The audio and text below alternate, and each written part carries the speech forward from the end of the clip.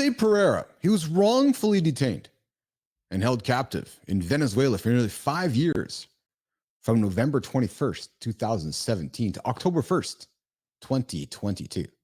His only crime was that he was an American. Before he was taken hostage, he spent 35 years as an oil company executive and CEO of Citgo Petroleum, a US-based refineries complex and broad gas distribution center. Today in the lab, myself, Jose Pereira, sit down, talk about his story from hero to villain here in the Business Athlete Performance Lab.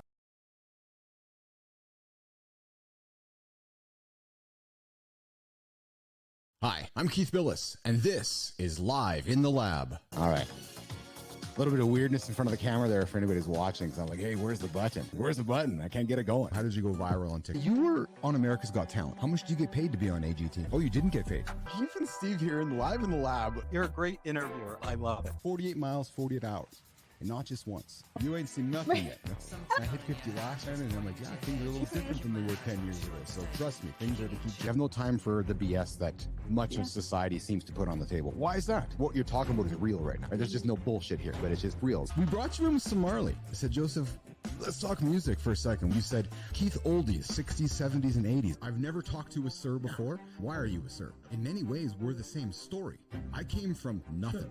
You came from nothing. I think the old saying goes that if you want a trophy, you climb Everest. If you want respect, you climb K2. I've built an AI myself, and it's pretty fascinating when you can have a conversation with yourself with your own knowledge. Have you done that before? Why are we rushing to make these tools if they're all they're going to do is hurt humanity? Does the world need an Oppenheimer moment with AI? What a fun show.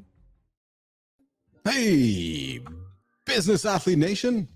The old saying where sometimes you just gotta be patient before great things come to you. Something like that. That's it's the cliche in my head. What is it? You got to be patient for great things? Is that what it is? Listen, I know we were patient today. Uncle Keith was trying some technical things on the background, and I got the most extreme patience from my good friend Jose Pereira joining me here in a couple minutes. Been learning some new things. This AI stuff's changing the world, and it's happening so fast. It's just happening with post-production stuff. And I was like, hey, let's try something out. But needless to say, we are here, and I am excited and eager to welcome Jose Pereira to the lab today. It's not often you get to sit back and talk to somebody who was held captive. Honestly, have you talked to somebody who's been held captive before? Not for a day, a week, 5 years. 5 years.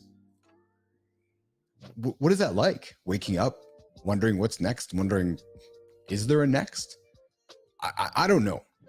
I was introduced to Jose by Tara LaFonguch a number of weeks back, and she's like, Keith, you need to meet with Jose Pereira. I'm like, all right, what's the story? She tells me the story. She wasn't even maybe 3 or 4 words into it. I'm like, I got to get Jose in the lab. Yep, we got to get Jose into the lab because we desire, our aspiration here is to meet with some of the world's most interesting people. And it's pretty clear to me the guy coming up today is probably one of the world's most interesting people, perhaps the most interesting guy coming through the lab. So I'm not going to have long monologue today. Nope, except for this. Nation, it's January. Yep. Jose, it's January. If you have some January resolutions, Jose, I'm reminding you, it's halfway through the year. It's January. So if you need some help to achieve those goals, we come knock on our door. We'll help you out. If not, you get 6 months to achieve those January resolutions goals. But you don't strike me as a guy that sat down in January and said, I got to get some resolutions here. But if you do, it's January. And it's that reminder that we're halfway through 2024. We're on our way to the end of the year. And hey, if you got something you're looking to achieve, it's time to chop. It's true. All right. Jose Pereira is joining me here in the lab. What's shaking, Jose? Hello, how are you? How are you? Thank you for having me here. I'm fantastic. Thank you. And thank you for being here.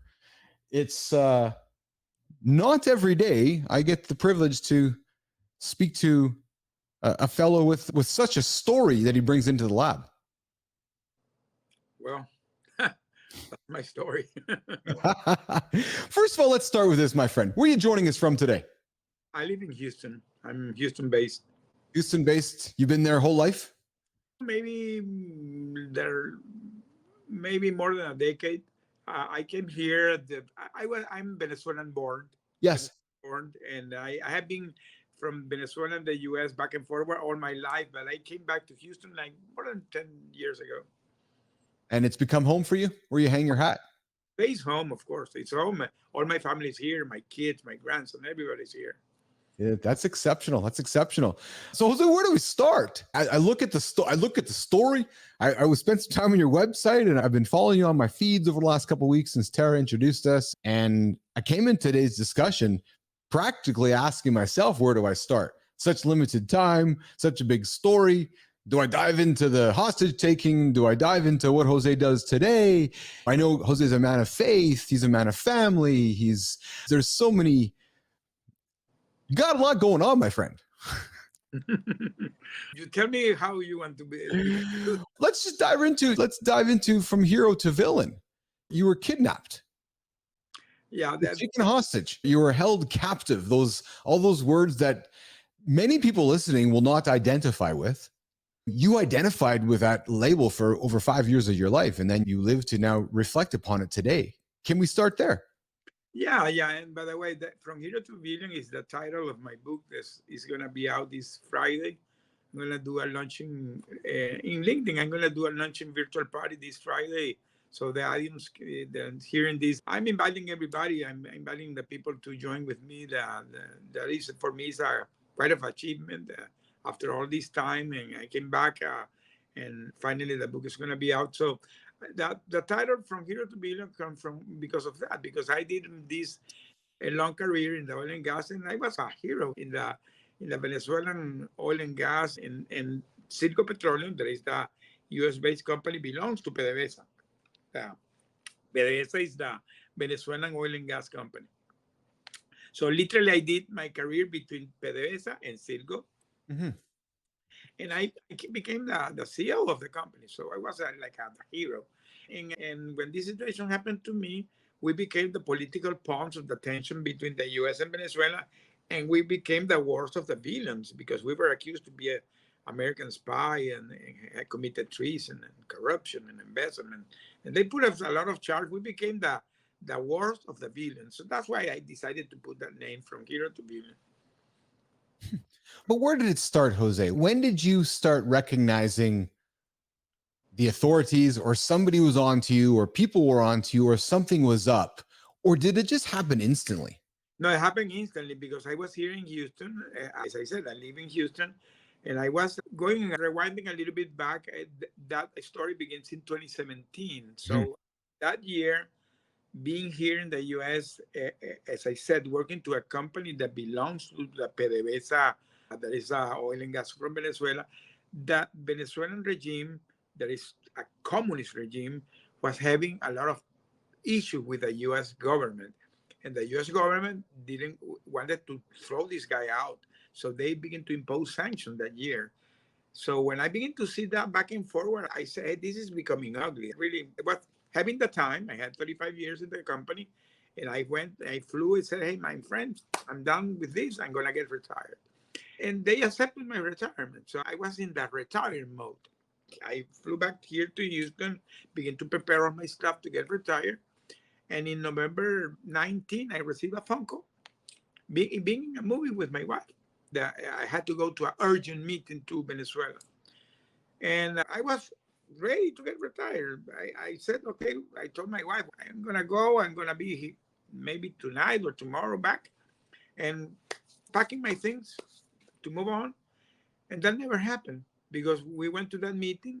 And in the middle of the meeting, this guy came with all these apparatus of the counterintelligence police of that country. And they caught us and they charged to be spies and committed treason. And they put us the handcuff.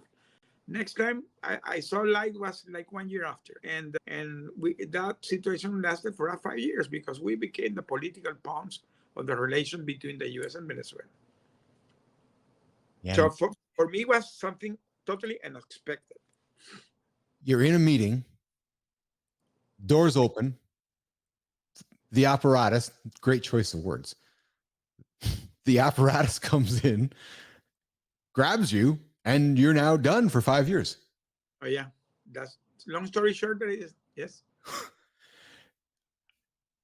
5 years, that's what, 1,500 some odd days. was 1,775 days. That's an official count. 1775. 1775, yes. Jose, as you're going through day 300, day 900, when does it dawn on you that you were a political pawn in this whole mess? Or did you know the moment you were being apprehended? And was it an aggressive apprehension, Jose, or was it a delicate kind of, okay, we're taking you, or was it an aggressive apprehension? That was very aggressive. That was very aggressive. They put us handcuffed. They throw us in a armored truck, and we did a tour of 12 hours.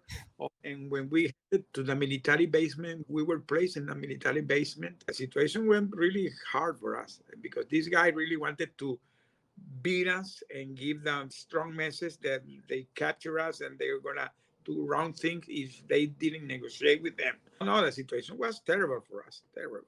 I was in a total isolation the first year.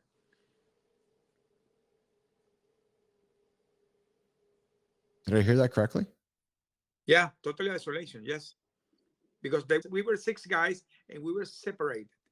They separated us, and I was put in a place that they call the submarine. It's a vessel without windows, without fresh air, without water, no running water, and with lack of food, and hearing the tortures in the night. So it was a bad moment. Yeah. How do you spend those days? Where did you find the strength to make it through those 365 days in isolation by yourself? And what did you learn about that? Oh, I can tell you, it's very interesting that question because the first moments were really bad. I was having a lot of bad thoughts. I was even having suicidal thoughts because I learned after 1 month. I'm going to try to be the most specific as possible because, to tell you the truth, I love the sense of the time. So any time frame is like a guessing. But maybe 1 month after, one day I knew that these guys were asking for us a lot. So they were asking to get lifted sanctions and get lifted the oil embargo. And we said, we're left behind here. We're left behind because can you imagine what these guys were asking for us? And then some months after, we realized that the U.S. ambassador was recalled. So now we're in the situation they're asking a lot of things for us, and now the U.S. ambassador is recalled. So we really thought that we were left behind. And with those being accused of being a spy, you can stay there 40 years. I don't know. And but at some point, I begin to thinking my family, thinking that I really needed to come back to them. And like around 10 months after, during that confinement, one day they opened the door and I had the opportunity to have a call with my wife, 1 minute call. 1 minute call, but when I heard her, she was telling me that they were fighting really hard to bring us back. So that really made me that boost of hope that I needed to come back. Because I always say this, it's a situation where your mind is going all over the place. So it can be in the right or in the wrong way. And it's a choice. So I took the choice because I needed to come back to my family. So I took the choice to keep myself sane. And I begin to have more positive thoughts, always trying to have positive thoughts during the day. And 1 year after, we were put the six of us together. So that was for us a game changer. Now going back with my five colleagues, and now we are cheering each other, and we found a lot of commonality without all of us, and we create a bond. We create what we call a survivor plan. You were really treated like prisoners, and you weren't. It didn't sound like you were treated as political pawns in the early days. It sounds to me like you were treated truly as prisoners, as in you guys were spies. We're treating you bad. You're going into confinement. The problem with this type of regimes, because today I'm very aware of this situation because I'm connected to other American families that have gone through this situation in other countries. This is something called the hostage diplomacy. It's a very sophisticated way to do diplomacy. What they do, they take you, normally you're a normal guy with a high target, high profile. So they target you and they begin to squeeze you try to break you because they want to leverage you. So they treat you, yeah, even worse than a prisoner, even worse, because they want to pass the message that they can do bad things to you. Because this is the only way this guy has found they can leverage their things. This is something that is being applied by the Russians, by the Iranians, by the Chinese, the Syrians, the Afghans, the Cubans, and the The Venezuelans. Americans, the Canadians. Let's be frank. No, let's come on. Listen, we can't just sit here and think that it's just. I don't. I got to think it happens everywhere. No? It can happen anywhere, but these guys, because these guys, they have this line of thoughts. They do this like copy paste because they're copy paste. I have been talking with guy has been in, for example, in Russia and China or Syria, and when I talk with them, what they do to them was exactly what they did to me. So it's a copy paste. This is like a manual. There's a procedure how they had to treat you.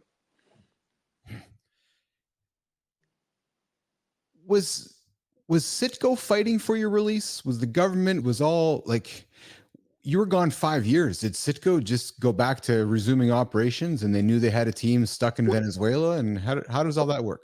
Citgo belongs to the government. If the government of Venezuela was beating us, what can be the company doing for us? Yeah. So we were in the perfect storm.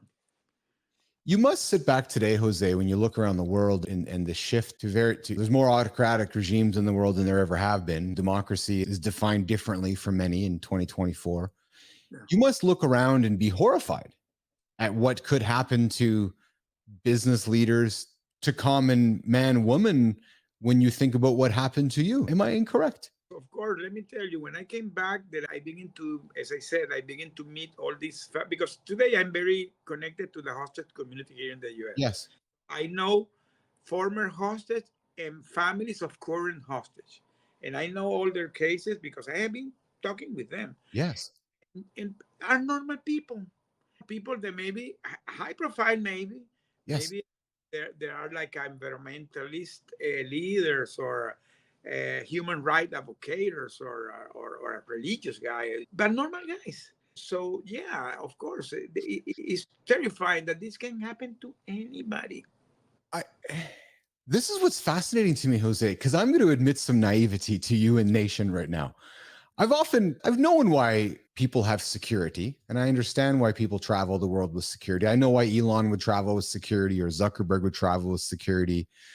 But now I start to think about other high profile, influential business executives of nations who may have high profile or low profile security. There's a reason, isn't there? Because you go to a country that is quietly trying to gain some leverage on the United States. All it takes is capturing Keith Bilous, and now the government of Canada has to decide whether they want to get Uncle Keith out of the country or not. It's as simple as that, isn't it? Friend, that is exactly true, my friend. And this is something that people are not aware, but for last year I was invited to talk about this in the Congress, and I said that this is becoming like a national security threat because this is something that can target anybody, Yes. anybody. And Jose, what I think this is the right question, and I wonder if maybe the answer. What is standard? I don't know if there's policy. What's American policy when they're negotiating with hostage taking nations like what happened to you? Do they negotiate or do they just turn their back and say, to hell with you? What's the policy? Let me tell you, that's a very nice question because do you recall the hostage situation in 1979 with the Iranians? Yes. Okay. Well, 100%. during that time, the policy that the US that we don't negotiate with takers. Okay, so there was during years that was the policy, but the situation began to evolve in 2019.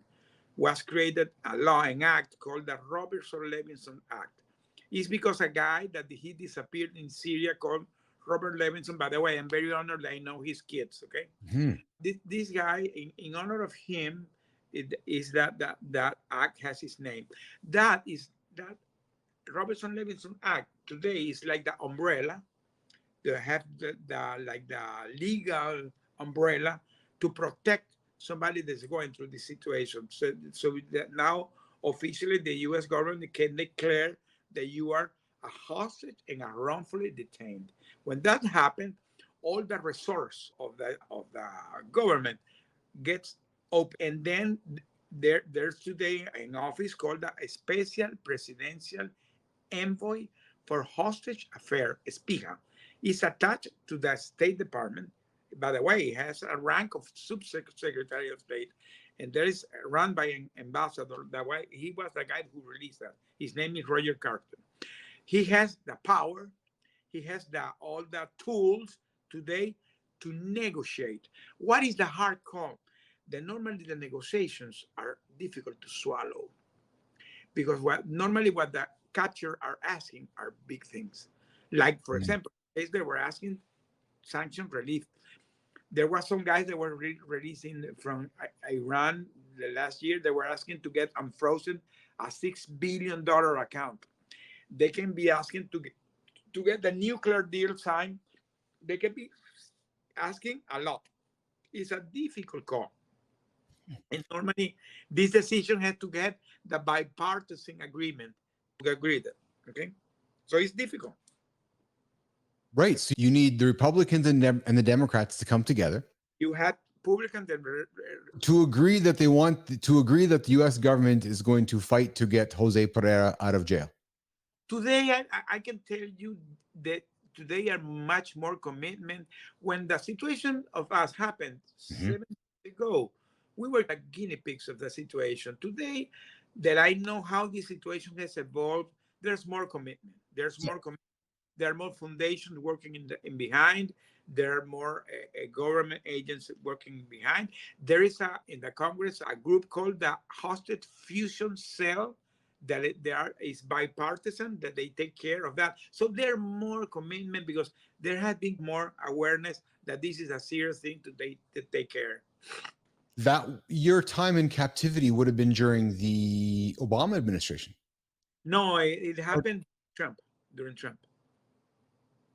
Oh, because it was 19. Yes, I'm sorry. Yes, that's right. Yes.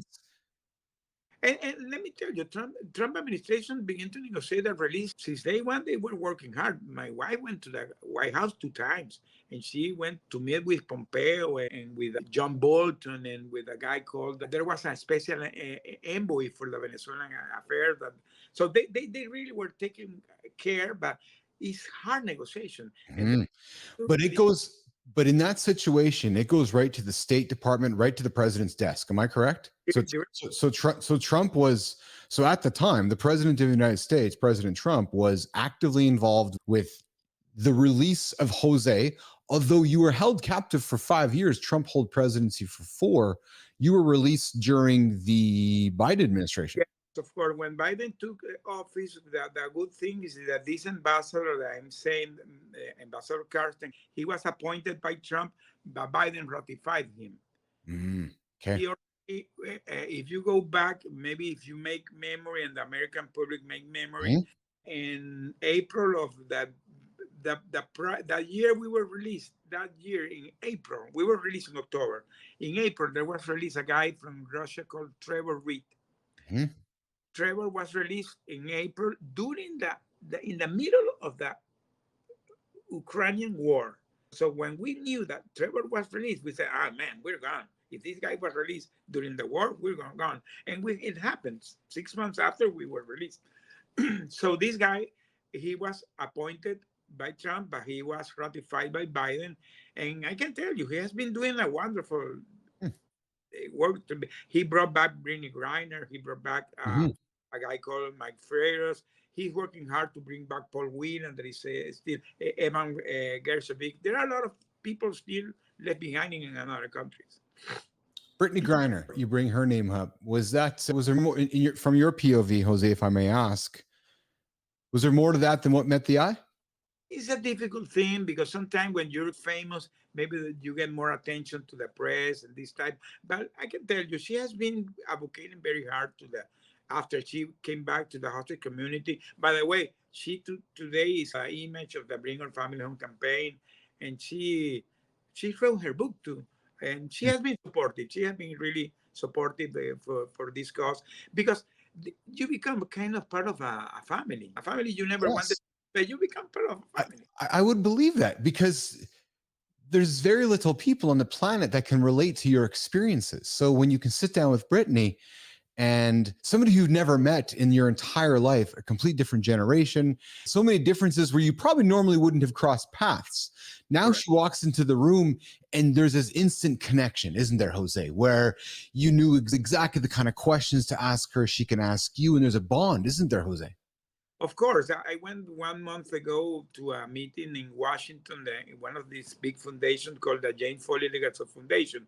They do their gala, the Wiki Gala, during May, June. Okay, so I attended the event. There was a big crowd of people, and there were a former hostel. They were released this year. I met families of people that have their relatives still in the Middle East, people that have people in the Middle East. I met some guys that have people in Haiti, some religious guys that are in Haiti. I didn't know that. So you begin to meet people that are going through this situation, and you make a immediate connection. It's incredible. It's absolutely incredible. Jose, my good friend Christopher Keach joining us here from Los Angeles today. He's my co-host on Mornings in the Lab, and he's got a great question. Chris, Keach, you beat me to the question. It was next up on my list too. What was your biggest revelation being in captivity for so long? Did you find a new purpose? And I want to add to this because I know Keach is a man of faith as well. Were you a man of faith before you went through this, or did this faith help you get through this? So I guess a couple parts, right? What was the biggest revelation? Did you find a new purpose? And then where did faith fit in all this? Keach, thanks for the question, brother. Oh, Keith, thank you very much for the question because the faith is everything. I was a guy, I was not a religious guy. I was born in a Catholic family because I come from a Catholic country. Typical Catholic guy that goes one at a time to the church during the Sundays. Not a religious guy. When I begin to go through this situation, when we put the six guys together, we begin to pray and we begin to read the Bible on a daily basis. And it really did, we took it very seriously. So we did a daily Bible study. We were studying the Bible and we rediscovered the Bible. And now we're praying and doing those studies. And I said, man, you rediscover your spirituality. And that makes you find your purpose because now you become a man of faith because now you believe that truly God is gonna do his thing to get you there, out of there. And now you are really having that hope and having that strong faith. And that gives you a lot of strength and you find that the purpose that you need to come back to your family in one piece, but in soul and body and spirit. So that is a game changer. That's a game changer. And today I am very connected to my church. I do church service. So for me, that's totally sweet in my life. When you're in captivity, 7 years, 1,775 days, we often hear about people who've been kidnapped or have been held captive about Stockholm syndrome, where you become friendly or you find an attachment with the people who've hold you captive. You're spending 1,775 days with these people that are holding you. During that time, was there any joy being presented towards them? Was there always ill will? Did you hate them? Talk to me about the emotions you had, not with your group. That's the next question. How's Jose feeling about his captors during all that time?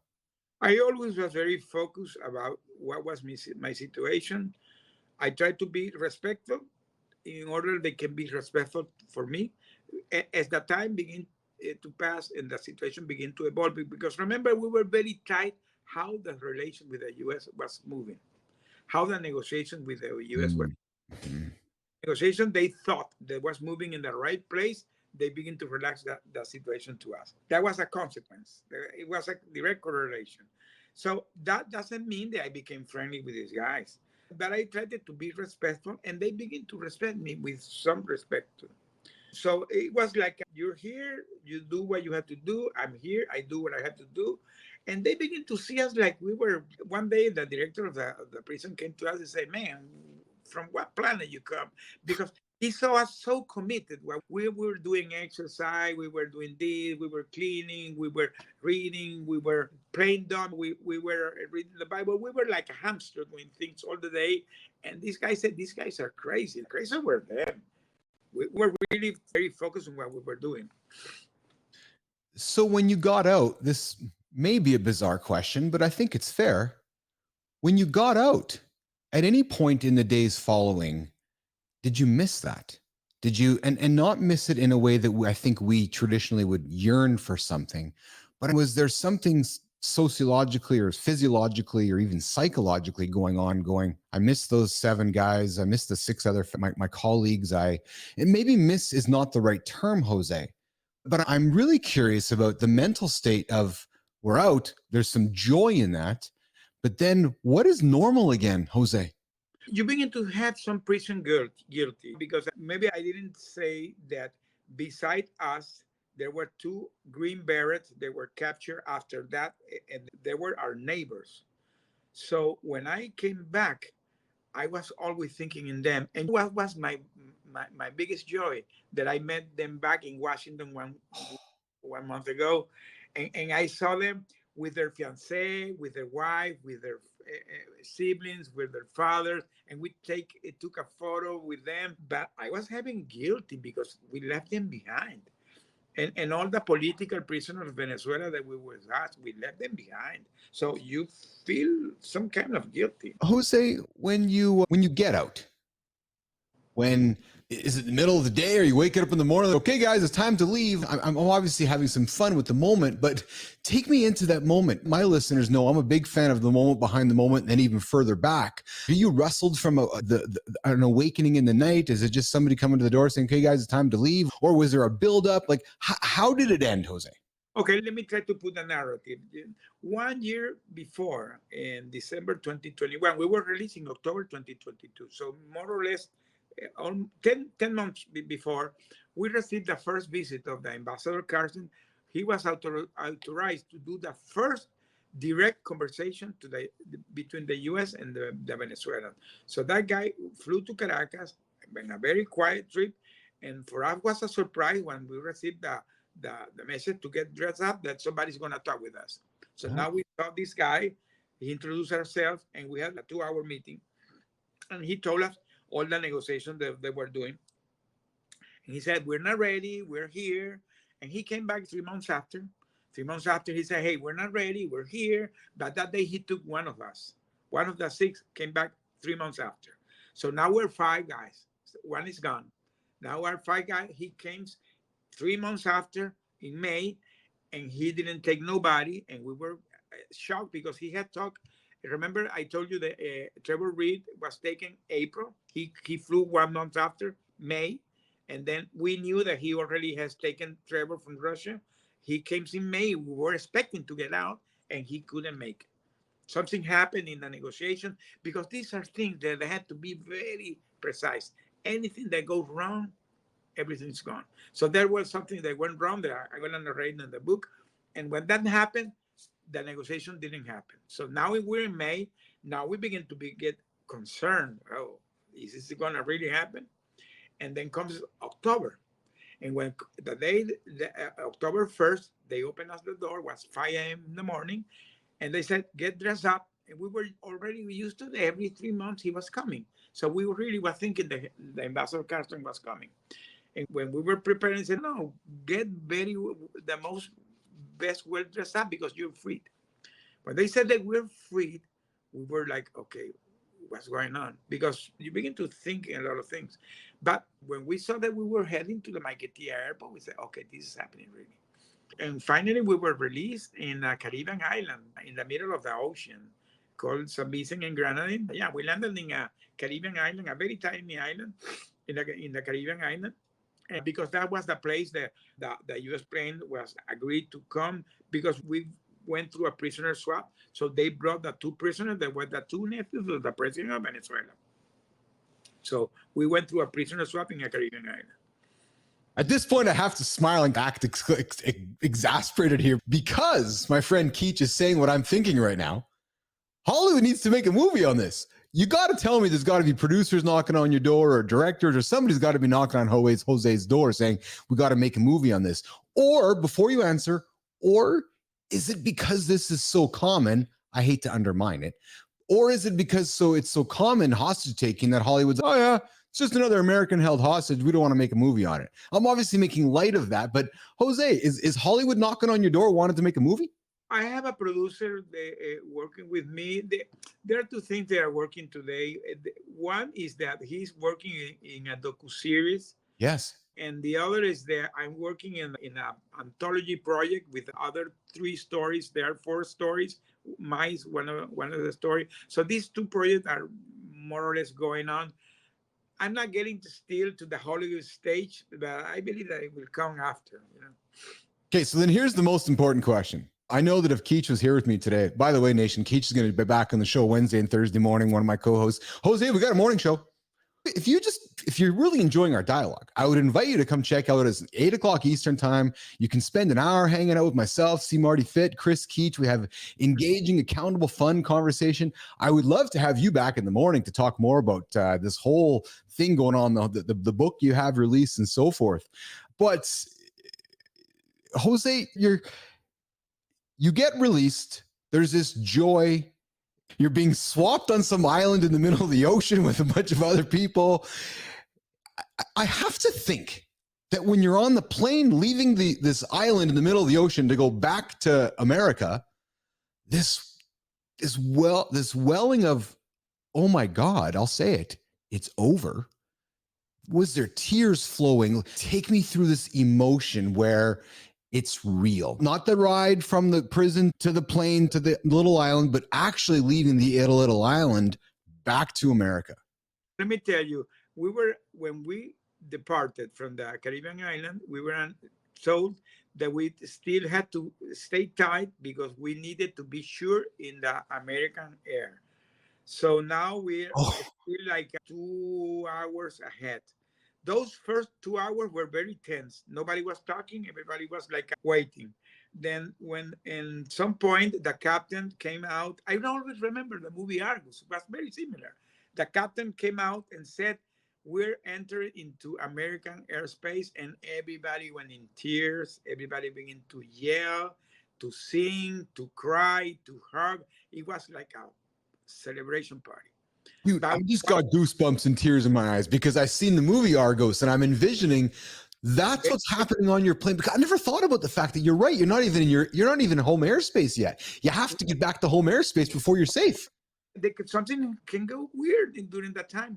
We're not safe. So that time frame that was like 2 hours was really tense. Was tense. No Sherlock. And you can put the word in the middle there, Nation, but wow. Right. So the captain comes out. We're in American airspace. I'm just getting goosebumps right now. And now at this point, it did the emotion. So you're with so there's 5 of you left in the plane, right? Because one person was able to leave early, right? And they took 2 more. There were 2 more prisoners that came with us because they had a bunch of Americans in another. Yes. So we came back, the 5 of us plus 2 guys that were in another prison that we never met them. So we were 7 guys.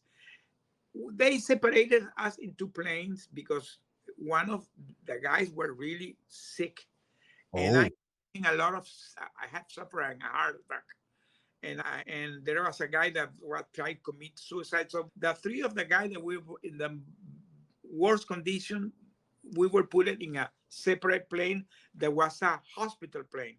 We came in 2 planes. I came in a hospital plane, and we landed here in a military base in San Antonio, Texas. And before that, because when the captain came and said that we were in safe in the American airspace, I was sitting with the ambassador, and I said, hey, this is great. And he told me, Jose, the president has talked with your families, and he personally called our family. They did a Zoom call. And then he announced that we were coming back because at that point, it was still secret. Yes, of course. Still secret. So he announced that we were going back. And I told the ambassador, can I talk with my wife?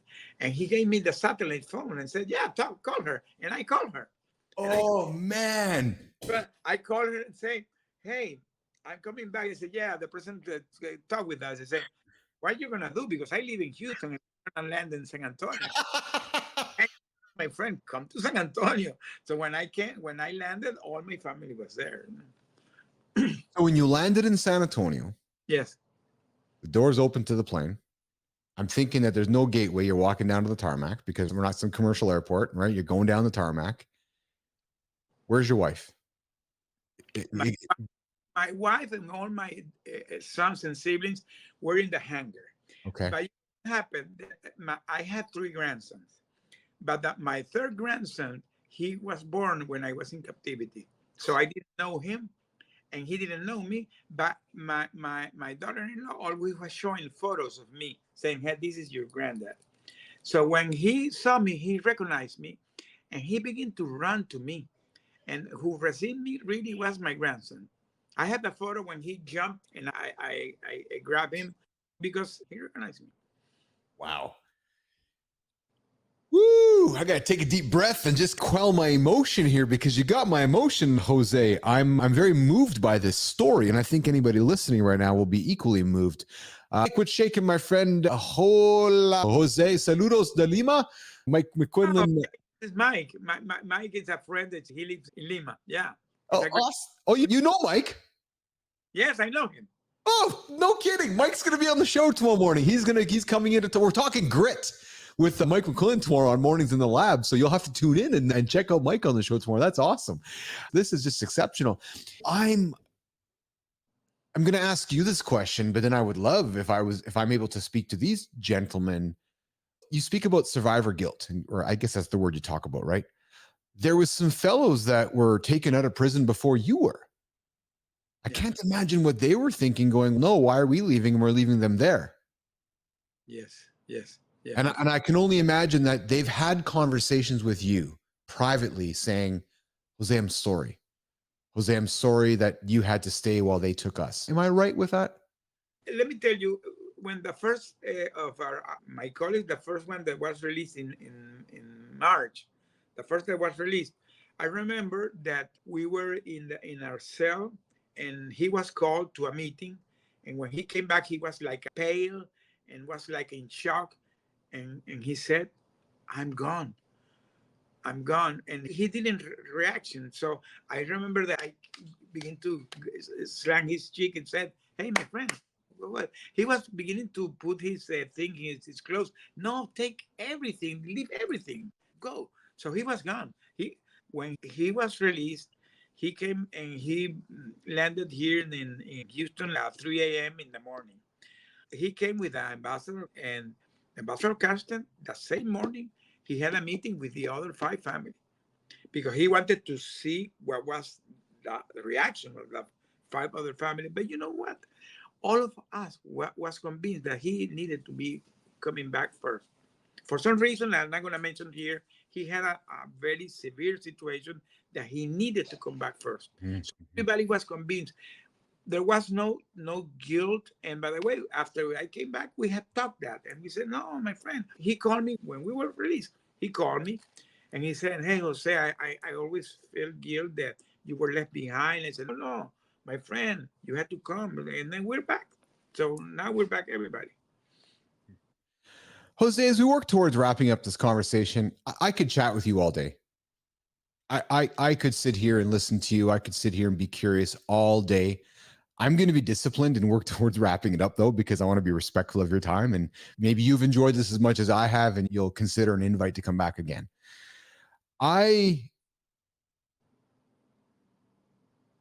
As you went through this experience and you look back upon it, I am a fan and I'm a man of humanity. I've never been more in love with the human.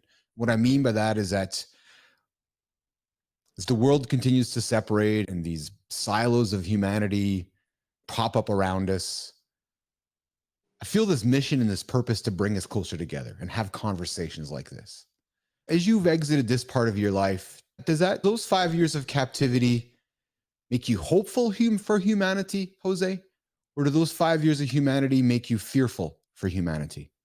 The problem that I see is that sometimes the humanity I see things that I don't like what's going on in the world, but I believe in the people. I'm a guy that still believes in the people. I believe that that people are good in a sense. And I always think in that the people can become mean in the meantime, but the people in a sense are good. And that's what a man of faith thinks. And that's what I think. I think the same way. And I ask you that because during those moments, there's moments of fear. There was moments of the people that were holding you captive are human beings as well. Yeah. Right. They've had moments of fear. They've had moments where maybe they were held captive by some bad guy. And I'm making some exaggerative points though, but it was humans holding another human hostage, but there was so much more going along that faith in you, I think, helped you recognize that it wasn't personal, was it? Yeah, of course. And by the way, our captures, our guards, these are normal people. They are following Yes. instructions. They're not good people. They're mean. They're like a Doberman. They can be very nice until somebody says attack. But they are normal people. At the end, they are normal people. They're normal people, just like you are. Although I'm putting you, if I may, I think I'm putting you in the superhero category for the show, for a lab here. There's only been a few people come to the lab that, in my POV, have been superheroes. And by far and large, you are one of them. Thank you. You are, because you've had experiences that 99.9% of the population will not. And it's a very human experience. That to me is what makes you a superhero. Right? It's not about how much lift you can put behind the bench. It's not much you can squat. It's not how hard you can work when you go to work. That's not what it's about. It's about surviving for 1,775 days. What's going Well, as I said, I did it because I needed to come back to my family. And the other side of the coin is what my wife and my family did. So they are superheroes too. Yeah. They are much more superhero than me because I was there in the confinement. They were trying to do things to bring me back. All their life in pause, doing things, trying to work in anything possible to bring us back. They are superheroes. I'm sure you and your family are thinking of this, but I would love to hear from your wife, whether it's through a book or whether it's through a show like this. I would actually, as a matter of fact, I'll put it out there. If you would come back with your wife, or if you enjoyed this experience and your wife would enjoy sitting down with me, I would love to have the same conversation with her through her lens of what it was like knowing her husband was held captive, negotiating with Pompeo, negotiating with Bolton, talking to Carson, talking to Trump. Like, all of that is really fascinating to me, and I'm sure fascinating to our audience. So if that's of an option, I will throw the caveat out there that I would welcome your wife, the other half of the superhero duo here, to a conversation in the lab one day, Jose. I'm also encouraging her to write her own story. Yes. Story that really needs to be told. Because you know what, not to interrupt you, Jose, but there are many other husbands and wives, many more wives probably, of kidnapped hostages that would relate to her story that maybe need to hear from her. Oh yeah, of course, yeah. And by the way, today is funny because in the hostage community, she's very well known. Everybody knows her. Everybody knows who she is because everybody's aware of what she did. So when we go to those events that we are invited, in that community, everybody knows who my wife is. I told her, "Wow, you're famous in this community." You know? Jose, I'm going to put something on the screen right now. So from hero to villain, Mm-hmm. start that there. It is released on Friday. Am I correct? Yes, it's gonna be Friday. I'm gonna have the virtual launching party this Friday, so it's gonna be in Amazon. It's gonna be in Barker Noble and all the outlet. I tell the people to buy my book, not only because it's my book, because my book is not only my story, it's what I call my legacy. That is that anything in your life, you can go through a lot of situations in life, but really you can make it with a faith, with a hope, and with the love of the people that support you. Well, that's what I did. That's what I did. Business Athlete Nation, LinkedIn Nation, from hero to villain, Jose Pereira, I invite you to find his book this Friday on Amazon.com. You'll get a chance to check out Jose's story. What an incredible conversation I've had with you. I've thoroughly enjoyed. Is there anything that we have not talked about? Is there anything you want to make sure that the audience knows about before we say goodbye today? You can go to my webpage and then you can find there. I do public speaking today. Anything that relates to the people, they want to invite me to any event, I'm open to that. I also have my coaching program, and now that I am becoming author, I'm going to be promoting my book too. Fantastic. Jose Pereira, thanks for joining me today in the lab. Thank you. Thank you for having me. Wonderful conversation. It's been a spectacular conversation. I will just ask you to wait in the green room for a quick second. I'm going to say goodbye to Nation and come back and walk you out, okay? Okay. Excellent. Hang tight. We're going to do this. I am going to, I didn't have my music ready because you know how Uncle Keith needs the tunes rolling. So we are going to, there we go. No, that's not working. Anyways, all right, just those things today. Hey, not the time for music, perhaps. Jose Pereira, From Hero to Villain, this Friday, Amazon.com. If you enjoyed today's chat as much as I enjoyed it with Jose, I invite you to go check out his book. Check out his website, josepereira.com. You can find him on LinkedIn. He obviously does coaching. He's an inspirational fellow. If you tuned in late, go back to the beginning, check it out. It is an extremely interesting, fascinating 55-minute long conversation. This is not one of those soundbite chats. No, this is something you sit down and you listen. This is one of those conversations that digs deep into what I love, humanity. Nation, we'll see you guys tomorrow morning. Mornings in the lab, myself, Keach, thanks for jumping in today, my friend. Thanks for the great questions. I appreciate that. And for all you that tuned in live, because I can see a bunch of you out there today, I appreciate you tuning into the show. Tomorrow morning, Mornings in the Lab, we're talking grit. 8 o'clock Eastern time. We got a live show here on YouTube, X, LinkedIn, all the platforms. You can find us here. We're talking grit and determination, and I'm sure Jose has something to say about that. Nation, we'll see you guys. We'll see you tomorrow.